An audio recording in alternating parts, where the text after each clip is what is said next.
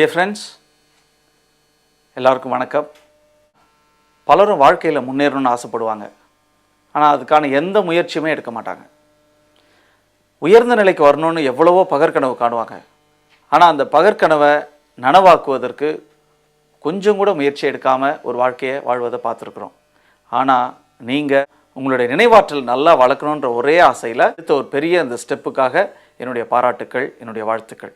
நிச்சயமாக உங்களிடையே மிகப்பெரிய ஒரு மாற்றம் நிகழப்போகிறது என்பதை நீங்கள் விரைவாக பார்க்க போகிறீங்க. நினைவாற்றல் அப்படின்னு சொல்லும் பொழுது எல்லாருக்குமே தங்களுடைய பள்ளி பருவ நினைவுகள்லாம் கண்டிப்பாக வரும். எனக்கும் என்னுடைய நினைவுகள்லாம் ரொம்ப பசுமரத்தாணி போல் இருக்குது.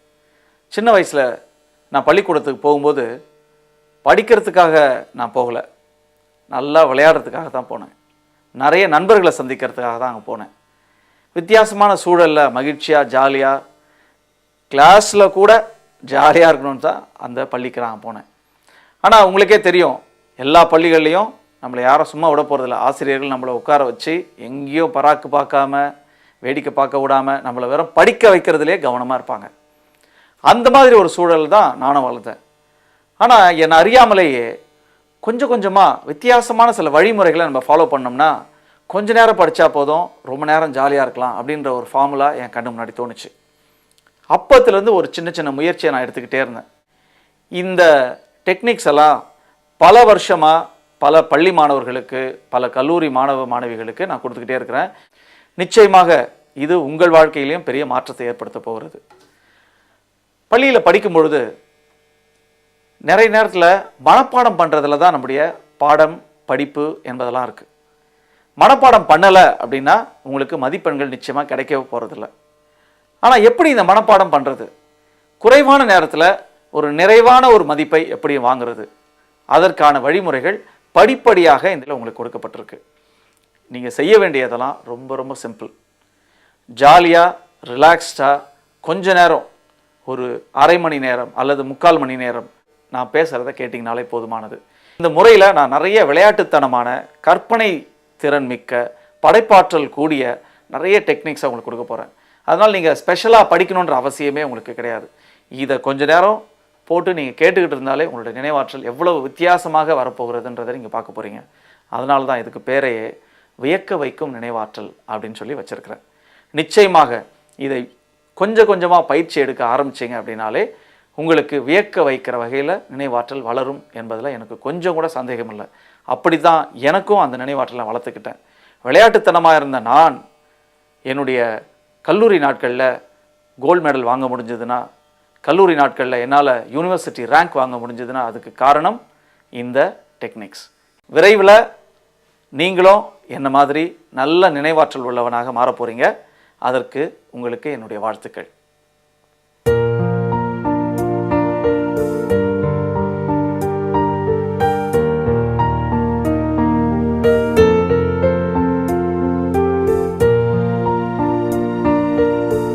நிறைய முறை நீங்கள் உங்களுக்கு மோசமான நினைவாற்றல் இருக்குது அப்படின்னு சொல்லி பல நேரங்களில் நீங்கள் புலம்பி தள்ளியிருப்பீங்க. என்னால் படிக்க முடியல, என்னால் நினைவில் வைக்க முடியல, இதெல்லாம் என்னால் மனசில் வச்சுக்கவே முடியாது அப்படின்னு சொல்லி உங்களை அறியாமலேயே ஒரு இயலாமை என்ற ஒரு சூழலுக்கு உங்களையே நீங்கள் தள்ளியிருப்பீங்க. ஆனால் ஒரே ஒரு உண்மையை நீங்கள் இந்த நேரத்தில் புரிஞ்சுக்கணும். என்ன அப்படின்னா, நினைவாற்றலுக்கு பயிற்சி அளிக்கப்பட்ட நினைவாற்றல், பயிற்சி அளிக்கப்படாத நினைவாற்றல் அப்படின்னு சொல்லி 2 முறை தான் இருக்குது. மோசமான நினைவாற்றல் அல்லது நல்ல நினைவாற்றல் அப்படின்லாம் ஒன்றுமே கிடையாது. அப்படிலாம் நினச்சி தயவுசெய்து ஏமாந்துடாதீங்க.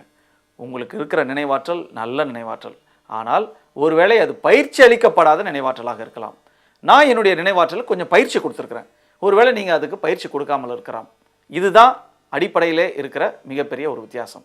ஆக நம்ம இந்த பயிற்சிகள் முழுக்க நம்ம செய்ய போகிறது என்ன அப்படின்னா, முறையாக சரியான விதத்தில் ஒரு நல்ல தரமான ஒரு பயிற்சியை உங்களுடைய நினைவாற்றலுக்கு நம்ம கொடுக்க போகிறோம்.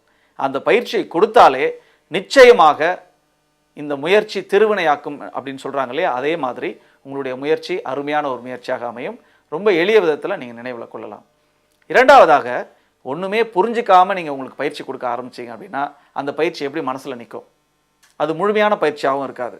அதனால் நான் கொடுக்க போகிற வழிமுறைகள் உங்களுக்கு ஒரு கான்ஷியஸான ஒரு பயிற்சியை உங்களுக்கு கொடுக்கும். அதனால் உங்களால் அதை புரிந்து கொண்டு இந்த பயிற்சியை உங்களால் செய்ய முடியும். இந்த பயிற்சிக்காக நீங்கள் மிக குறைந்த நேரத்தை செலவழித்தாலே போதுமானது. கடைக்கு போகிற நேரத்தில், பெட்லேருந்து எழுந்து காஃபி சாப்பிட போகிற நேரத்தில், பஸ்ஸில் பயணம் செய்கிற நேரத்தில், இப்படி கிடைக்கிற சின்ன சின்ன கேப்லேயே நீங்கள் படித்து முடிச்சிடலாம். அதுதான் இந்த மிகப்பெரிய வெற்றிக்கான வழி, நினைவாற்றலுக்கான சரியான முறையான வழி. ஆனால் இதை நம்ம ரொம்ப கான்ஷியஸாக செய்ய போகிறோம். இதை மட்டும் நினைவில் வச்சு நம்ம இந்த பயிற்சிக்குள்ளே இறங்கலாம்.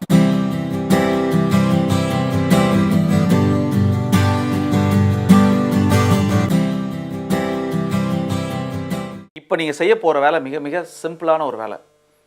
உங்களுக்கு இந்த டிவிடியோட ஒரு புத்தகம் கையில் இருக்குது. அந்த புத்தகத்தில் இருக்கிற 2வது அத்தியாயத்தை எடுத்து, 2வது சாப்டர் எடுத்து, அதில் கொடுக்கப்பட்டிருக்கிற எல்லா டெஸ்ட்டையும் தயவு செய்து ஒன்று ஒன்றா பொறுமையாக செய்யுங்க. அதில் கொடுக்குற வார்த்தைகளை அல்லது எண்களை நல்லா ஞாபகம் வச்சு அதை திரும்ப எழுதி பாருங்கள்.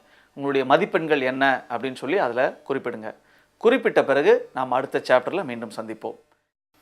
சரி, என்னடா அது தேர்வு எழுத சொல்கிறாரு, டெஸ்ட்லாம் பண்ண சொல்கிறாருன்னு சொல்லி ரொம்ப வருத்தப்பட்டுக்காதீங்க.